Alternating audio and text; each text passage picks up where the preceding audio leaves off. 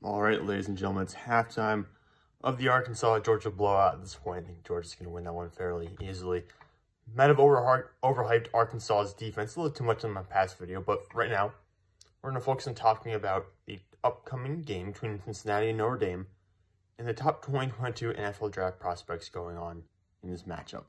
We'll start off with the Cincinnati Bearcats. It obviously starts and ends with quarterback Desmond Ritter, who in his last year in college, and there's a lot of mixed feelings about him because he has mobility, he has a little bit of everything, but he's never been super consistent. This guy was, if he had gone out last year, would have been potentially right around the Davis Mills area in terms of being that third-round pick or maybe a late second-round pick that was taken with the prospective chance of being a starter eventually in the NFL, but not an immediate day one kind of guy.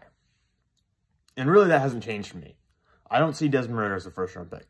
I don't think it's changed at all for me in terms of what he's done last year. This year, he's off to a good start. 748 passing yards, 7 touchdowns, 2 interceptions, 2 rushing touchdowns on the ground as well. Even though he's run the ball less this year, it feels like, than last season. But again, there's just there's some mistakes in there. There's some mechanical errors. I just don't feel comfortable with Desmond Ritter as a first-round pick. But nonetheless, one of the more notable prospects in this game. I would also keep an eye on junior running back Jerome Ford. This guy's super talented. He started his college career at Alabama before transferring to Cincinnati. So going from one really good program to another. Had 483 rushing yards last year. In 3 games, he has 300 rushing yards this season already and 6 rushing touchdowns. So he's going to have the productivity to be one of the better running backs in this class. So keep an eye on him. Josh Whyle at tight end was better last year than this year from what I can tell so far in terms of statistical production. This year has not really been that heavily involved. Just 3 receptions for 36 yards and a touchdown compared to 20 catches for 353 yards and 6 touchdowns last year. It's a pretty weak tight end class, though, so I wouldn't overrule anyone like this being taken in the mid-rounds. Or not necessarily the mid-rounds, but more along the lines of rounds 5 through 7, maybe a late round 4 kind of guy. We'll see where that ends up. Let's talk about the defensive side of the ball. The top guys, top defensive prospects for Cincinnati. This is really the guys who I think need to shine today if they're going to beat Notre Dame, because Notre Dame's been very up and down in terms of what they've done offensively. They've had so many close calls this year, but they really could have lost games to lesser opponents. I think this Cincinnati's defense is going to be really talented, and if they can force turnovers, I mean, they really should win this game, hypothetically. But let's start off with the defensive side of the ball. Myjai Sanders, obviously, does not have a tall lot of sacks this year, but he's got tons of pressures. He's a borderline first-round pick for me. I could see him going anywhere from the final 6 picks to the first round to probably the top, let's say, 6 picks to the second round. He's right about in that range. A little bit of a tweener there. Ahmad, Gardner, obviously a cornerback. This guy's going to be a first-round pick. He's hyper-aggressive as a cornerback, super tall, super physical. Not every team's going to love that amount of physicality because it will create more penalties in the NFL level, but I'd rather have someone that has that dog in them, that dog mentality of going after the opponent, than rather have someone who's making timid. Because you can kind of rein a guy in a little bit when he's a little too aggressive, but if he doesn't have that natural aggressiveness to him, it's kind of hard to inspire that in the players. So Ahmad Gardner, one of the best cornerbacks in this class, one of the best prospects in this class. So listen, I'm going to keep an eye on. On the other side, another corner, Coby Bryant, spelled C-O-B-Y, senior for Cincinnati. Actually, this is his second senior season, I believe, because I think he's got the extra year of eligibility because of COVID-19. Doesn't have an interception this year yet, but he does have 3 passes defensed. And in the past 3 years, so 2018 through 2020, he had intercepted 7 passes, including 3 in 2020. 4 in 2020. So this is a guy who's got a history of creating turnovers, a history of making big plays. And when you put him alongside Gardner, you got 2 really good cornerbacks who are capable of making some huge plays in this game, especially when you get someone like Jack Coan potentially starting at quarterback in the other side. Because I know Jack Coan's been kind of banged up a little bit, was out a little bit of last game against Wisconsin last week. So we'll see if he plays this week or not. But if Jack Coan's a starter for Notre Dame, you've got a chance to create some turnovers. Actually, we've seen that in the past. Even if he isn't, you can take advantage of the backups as well. Who else we got to look at? One more player I want to mention for Cincinnati. Another defensive player, Javon Hicks. He's a safety for them. What year is he? Let's see what year he got. I think he's a senior for them at this point. He had 5 interceptions going back in 2019. Only playing 6 games last year. Did not have an interception then, but he's got picks so far this season already. So someone to keep an eye on. He's, again, another guy with a history of creating turnovers. Did not have a great year last year. Now feel hot start this year. But just one more guy to keep an eye on in the loaded safety class. Going over to Notre Dame, it obviously starts with Jack Coan at quarterback. He's a senior for them. Was transferred from Wisconsin, obviously.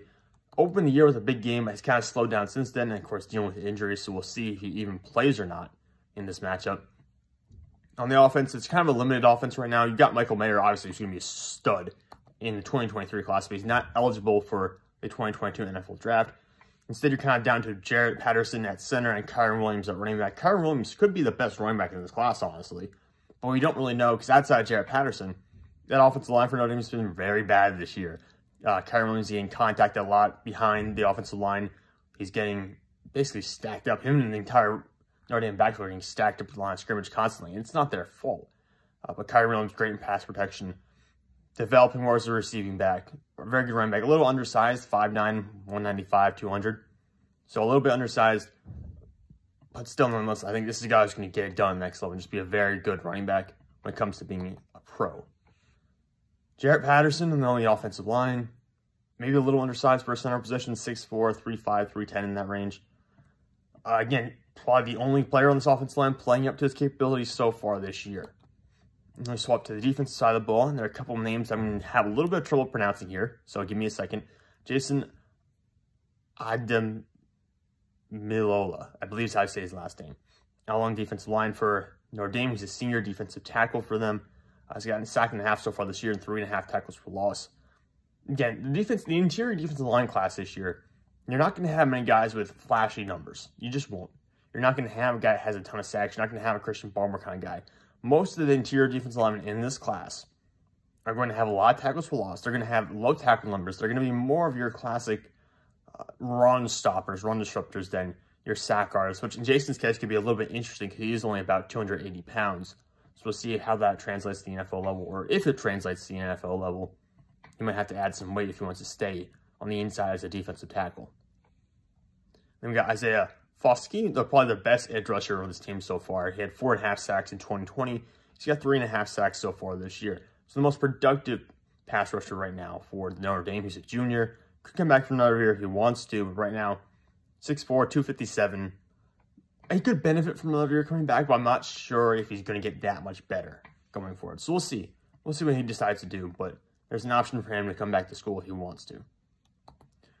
One more player along that defensive line, senior edge rusher, Myron Tagovailoa-Amosa. Thank you, Tua. So now I know how to say that last name. But, yeah, so far this year, 2.5 sacks, same as he had in 2020. So, has many games. Already at the sack total he had last year, 3.5 tackles for loss. He's 6'2", in that 282, 285 range. Another player to keep an eye on, maybe is a, I wouldn't say a pure defensive end, maybe he's a 3-4 defensive end, not necessarily a 4-3 kind of guy. Someone you play a little bit long on the inside with an edge rusher, outside linebacker stacked outside of him. But so far, a decent year for him. We'll see where he goes. He's not going to, these last two guys are not going to be, well, Foskey might be, but the defensive linemen, the guys who are going to be defense tackles, 3-4 defensive ends this year, not going to go very high. Probably going to be, at most, late third-round picks, but more likely going to go in that late 4th to early 6th round. And then Drew White at linebacker for Notre Dame. A little undersized, about 6', 230, so he's going to be undersized for that position. But he's been very good in coverage so far this year, and that's something that every team needs in the NFL. They need coverage linebackers, because a lot of the young guys who come in and their first-round picks at linebacker, stinking coverage. Tremaine Edmonds has never figured it out. Patrick Queen struggled a lot last year with that. Devin Bush from Pittsburgh hasn't figured it out. Who else? Roquan Smith took a couple years, but now he's there with coverage. Devin White has not figured it out yet. So finding a coverage linebacker was a huge deal in the NFL. Drew White's been very good in coverage this year. He does a little bit of everything for Notre Dame. Again, the issue would be, is he undersized? Does he have the full athleticism to do at the next level what he's doing right now? And then, of course, you all know Kyle Hamilton, the star junior safety, probably the best prospect in this year's class. Probably the best, like I said, yeah, best player in this year's class, without a doubt so far for me. Probably won't go first overall because he's a safety. Positional value and all that, safeties are not towards the top of the list. There's also a pretty loaded 2022 free agent safety class, which is going to push down some safeties in the draft. It's also a very loaded safety class in the draft, so kind of moves them down a little bit more at that point. But Kyle Hamilton, to me, is the best safety in this class. And that is the recap of all the top prospects in the upcoming Cincinnati versus Notre Dame game.